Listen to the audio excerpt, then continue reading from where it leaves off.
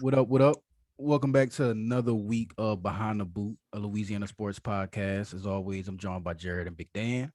What we bring, every week we bring in everything new in Louisiana sports. Whether you're a Pelicans fan, Saints fan, LSU football, basketball, Astros, whatever it is, we got you covered. Uh, we got a lot to get into this week, but before we start, just wanted to give a shout out to my guy Big Dan. Uh, Part of the reason why we had a little absence this past week was my guy is now a new homeowner. So shout out to Big Dan.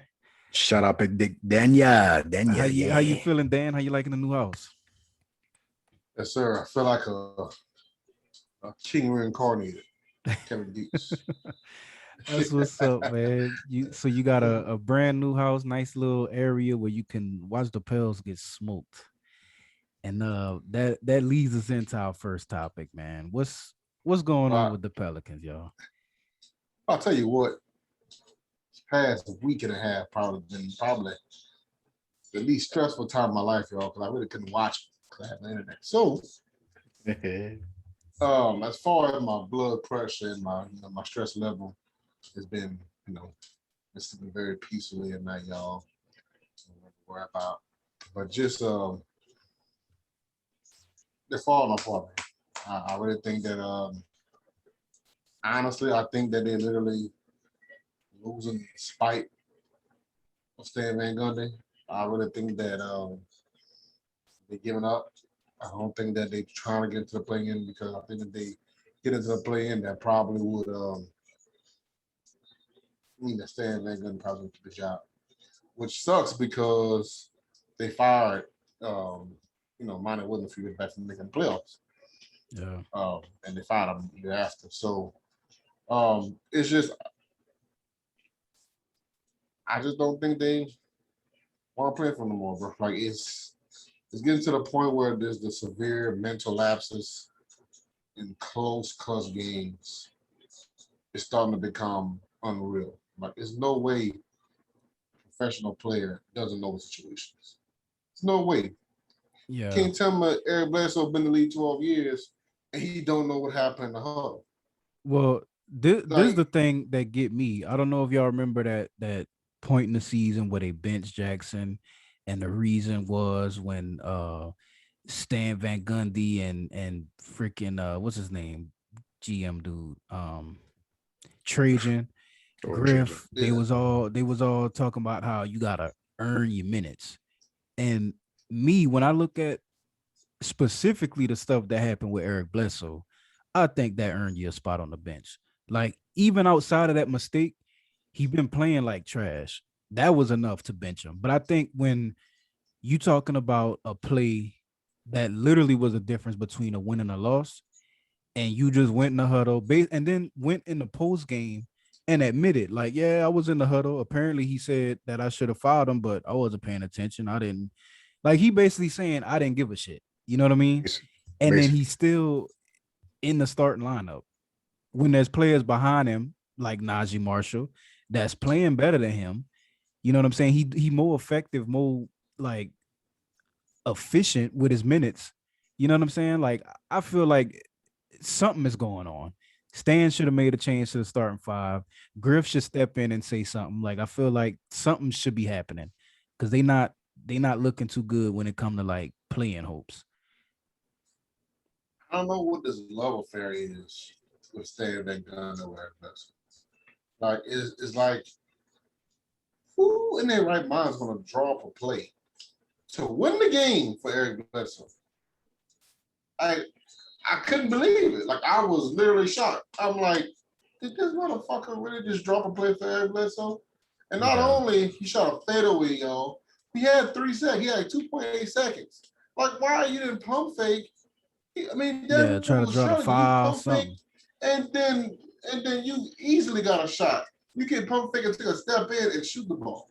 Yeah. Like you just immediately shoot, like you got like a second to shoot. Like you have 3 seconds. Yeah. Like why are you doing that? Now But yeah, just that foul thing, that's a benchable face. Benchable. yeah, for sure, for sure. Now, just for the sake of playing devil's advocate, I'm gonna try to like figure out what Stan Van Gundy could possibly be thinking as far as like why he running with Eric Bledsoe. So I do a lot of like trying to, deep dive into certain things and what the alternative rotations would look like if Bledsoe was benched. And I think the reason Stan rolled with him is because your only option is to have a bunch of young guys out there. It's already you're running with a bunch of 19 through 21-year-olds.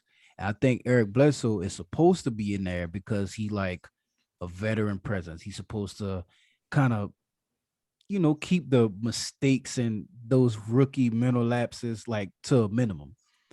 The problem I have with it is once he proved, especially in his last game where he should have just fouled, he making worse than rookie mistakes. And that caused Zoe to make a mistake. And Zoe took accountability for it. But honestly, I don't think he should have did that. Like I think he should have just, you know what I'm saying? Like he should have, even though it's like the right thing to do with the media and is say that is your fault. But I don't know. What you think, Jared? Where should the finger be pointed? Ryan, fuck Eric Bledsoe. All right.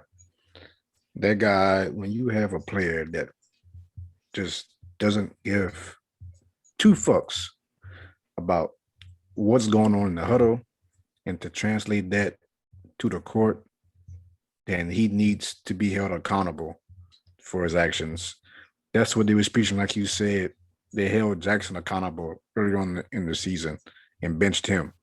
Okay, if you're going to bench Jackson and hold him accountable for his poor defensive effort that he was given in the beginning of the season, why aren't you holding a damn near 12-year vet to the same to a higher standard? Well, I There think should be no reason why this guy making mental mistakes like that. I think a lot of it is one is with the Jackson situation. You still got Steven Adams and Willie Hernan Gomez, which is two people that can come on the court and give you quality minutes. With Eric Bledsoe being that Josh Hart and Null is out, there's really nobody outside of Najee and these 10-day guys that you could put on the floor in his spot.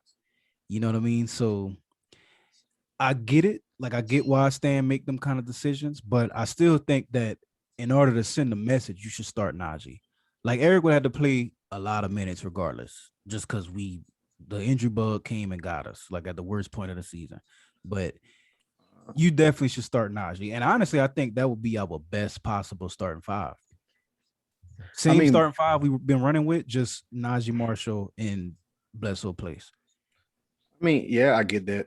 But as a coach, that's basically saying you're holding different players, to different standards. As a coach, you should have the same standards set for all your players, no matter if it's 12-year vets, rookies, 5-year guys, no matter what, you know what I'm saying? And for this guy to come on the court and just, you can tell that he doesn't give a fuck. Like he's turning over the ball more than anybody. Like the shots he takes towards the end, like first off, why is he in the clutch? Like why is he in the game during clutch moments? Yeah, now that what can he provide for you that Najee Marshall can't or somebody else can't? I mean, come on, dude. Like this guy clearly don't want to play no more.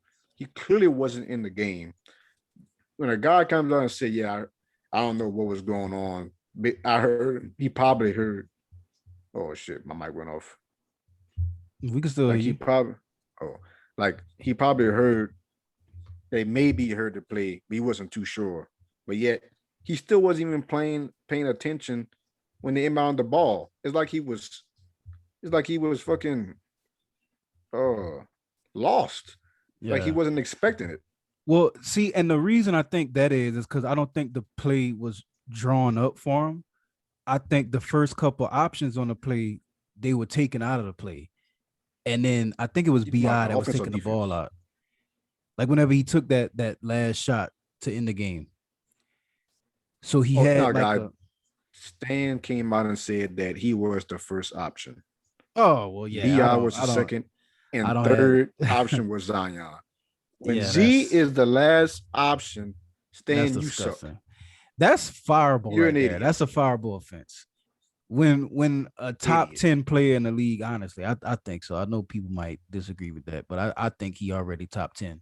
Like when a top 10 player is your last option on the final play to win the game, you deserve to be fired as a coach. Uh, You know what I mean? He lost him, bro. I feel like he lost him. It's like there's no way you come back from that. It's like especially on the defensive end. So for the Knicks to tie up, Eric Bledsoe was guarding Derrick Rose, right? It's like once they inbound the ball, Derrick Rose, he's like, oh shit, Derrick Rose the ball. Oh, boom, he's past him already. Then that gives Lonzo, well, it puts Lonzo in a tough position, which still he shouldn't have bit because only a three ties up the game. Yeah. See, But but at the same I time, think it's like in in his defense, I think what happened was everybody in the huddle knew as soon as they inbound, the foul was coming. So when Derrick Rose blew past him, Lonzo had that little moment where he was like, "Fuck, should I run over there to follow him?" And you could tell he didn't commit all the way to it, but he stepped off just enough to where it freed the 3-point shoot up, and he just knocked down a good shot. You know what I mean? So Eric Bledsoe put Zoe in that fucked up situation. It shouldn't have happened. You know what I mean? And it's definitely Eric Bledsoe's fault, even though Zoe came out today in the practice media thing and he took full blame. He said it was the worst play he ever made in his basketball career and all that. But fucking it is terrible. it's definitely on Bled. You know what I'm saying? But Let's we ain't not gonna mention, Ryan, that your boy had another terrible shooting night. yeah, he Like did. he is clearly fucked up in the head somewhere that he just lost his shooting touch for some reason. Yeah. He came out strong today. They playing right now, so I haven't been like all the way watching, but he started the game off kind of hot. You know what I mean? He hit a couple good shots down. So I don't know what happened later on in the game. It, If he they almost dunk on Jackson again. oh Lord have mercy. They bodied him. They bodied him in the first half. How you get bodied by a 34-year-old dude? I didn't even know you could still dunk like that. She almost got bodied again, bro. That's crazy. But that kind of lead me into the next thing I wanted to talk about. Not directly Louisiana sports, but he definitely making it hard for the Pels right now, man. Being that that's who is standing in between us and the play-in and the Golden State Warriors. Steph has had a hell of a April, bro. I'll say that. This guy has been on a Big freaking facts. tear. Like he averaging 40 in April, which is crazy. Like how you average 40 per game? I think I Guy's a walking bucket, bro. Yeah, I'm kind of like I'm a little disappointed because I feel like if Steph keep this up, we for sure ain't gonna make the play in. But I'm kind of happy because if we could somehow get one of those lottery picks, because I think this draft is pretty damn good. I think the Pelicans could bounce back. They get another good pick. It might not even happen next year unless we're able to do something in the offseason, which at this point they got no choice to do because I feel like this roster is just shitty, like all the way around. I think anybody not named Zion and Brandon Ingram, they should be nervous if they like being in New Orleans. You know what I mean? But we'll see what happens, man. It's it's looking rough. When is DD coming, man? Like I don't know. They got the deal, but I don't know when can he play. Is he supposed to like play this season? he probably in the Or probably next week, something like that. Next coming weeks. he probably in the healthy. I mean the health into the protocol. You know when you come Yeah. from Yeah. Man, I don't know if I'm sold on him, man. He He a played. bucket, bro. He played good at some of these, bro. Like 12 points. I Yeah, I need him to was be a superstar. I need him to play defense and hit a jumper. That's what I see, need. but everybody's so hype on DD, and I look at that situation the same way I look at Melly. Like I remember when they put out the news that they signed Melly, I spent like an But see, hour watching Melly highlights, and that but you dude see the was difference a between baller. him and Mally is that Mally was a draft by this. Mally was a pickup. Like they actually went out and drafted him. So DD was Yeah, on everybody's radar. yeah, Nobody was on Melly's radar. Nobody wanted Melly. yeah. They went out and looked for somebody that It they need a stretch big. But I think like I don't know, man. I'm sick of Bledsoe. I'm sick of Stanley Bumby. I don't know what's going on with this team. Like it just, the sick of Zoe just going on.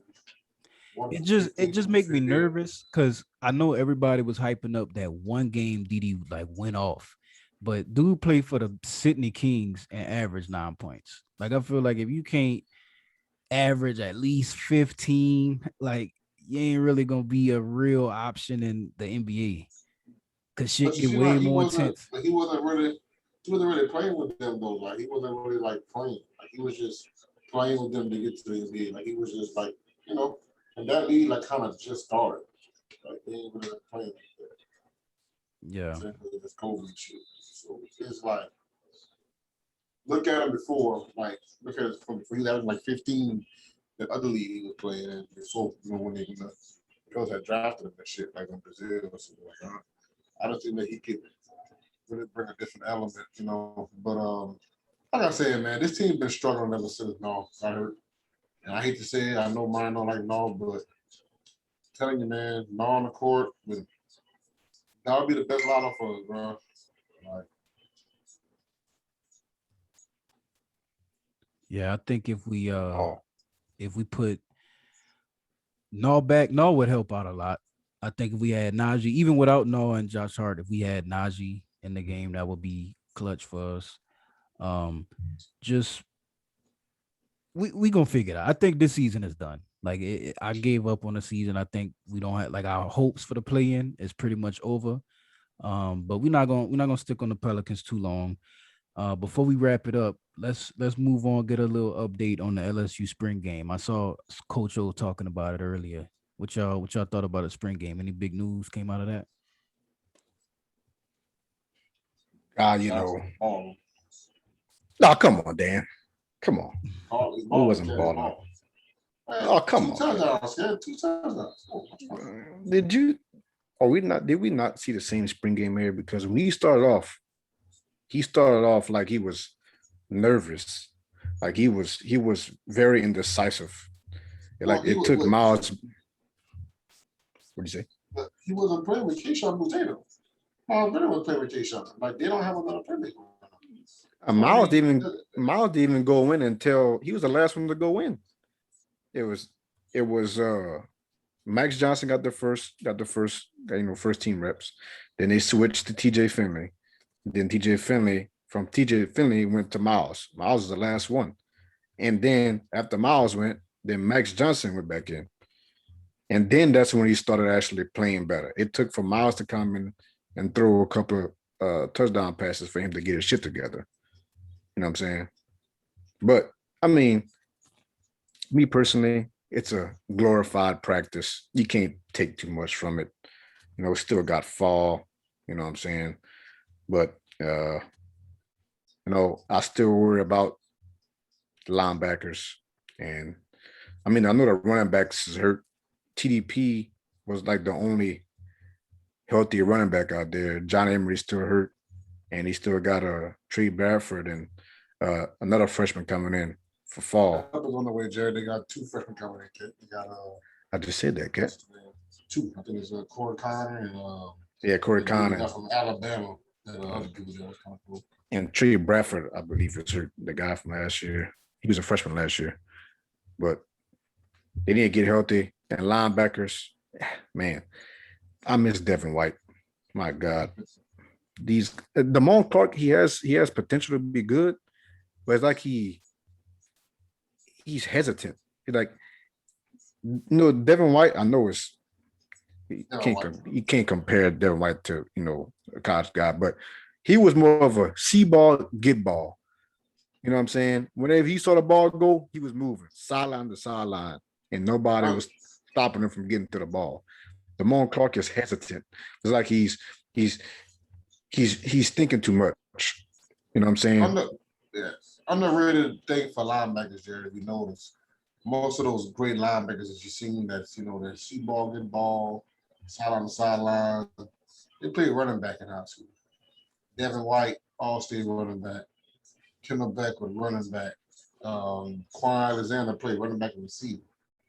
Um, Deion Jones played running back. We seen him firsthand at Jesuit. You know what I'm saying? Like those guys play both sides of the ball and can move and run, and they know, they can see ball and they know what a running back is trying to do. So it's second nature to them. You know what I'm saying?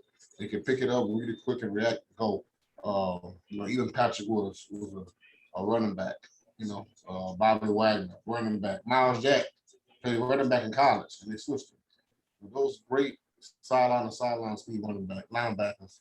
He's all played running back. Now, I don't think Damone Clark was a I think Damone went to John Air. I think he always was kind of a linebacker, if I'm not mistaken. But it just takes time, man. Especially that position, man, to go to man. Yeah, I mean, he still got Mike Williams. He don't get there, but he's more of a pass coverage linebacker. But he still never came there yet. He comes in the fall transfer, and he still got the transfer from JUCO, Buckstrong. Strong, yeah. Yeah, they say he bring the hat, bro, but he didn't play, so that was another guy we didn't get to see play. But the White is pretty good out there. The White was locked the shit up. yeah, I think the White is he's a full out baller, bro. I like the White, but I don't know. I think he's more suitable for outside. When Eli get healthy, they probably gonna put Eli back. Eli gonna go back on the outside and probably gonna put Flop back in the nickel, and the White just probably gonna just sub in and out. I don't know, but I like him. I like the White, bro. Like the guy. And Ro Jones caught a pick too. Jones. Oh yeah. And TJ finishing to do that. I was very disappointed in him. I mean, he had a couple of nice throws, but you can tell he got the most arm talent amongst everybody. And like if he can just pull it together, you know what I'm saying? If he can just pull it together, he'll be shitting on all of them. But it's just and that's another thing with TJ, man. He got the most arm talent, but he was the best coach coming out from the two. All the other boys. Yeah, you can tell, man. But I mean, Miles came out. He was pretty good. It took Max a little while to get started. But other than that, glorified practice, not too much to take out. Yeah, we could definitely keep our eye on it whenever more big updates come. We definitely gonna update everybody on that. But I think that's pretty much it for this week. If you stop by for episode 5, man, we definitely appreciate y'all for tuning in to Behind the Boot podcast. You hear me? So indeed. Just before we dip out of here, man, y'all tell the people where they can find y'all at on social media. We'll start with you, Jerrette. DJ Go on all platforms. Definitely. Y'all follow Dan at Look at DJ Go. Tell the people where they can find you at, Jerrette. Your boys on Twitter, go with _DA Flow, spelled the Cajun way. And if you're on Facebook, Jerrette Popillion, you hear me? Get with your boy. Y'all get back at us. Let us know if y'all thought our takes was bad. If y'all know any way we can improve the podcast, or if you're looking to be a guest and talk some shit with us, y'all hit us up, man. But we definitely appreciate y'all for stopping by to episode 5. We'll catch y'all next week.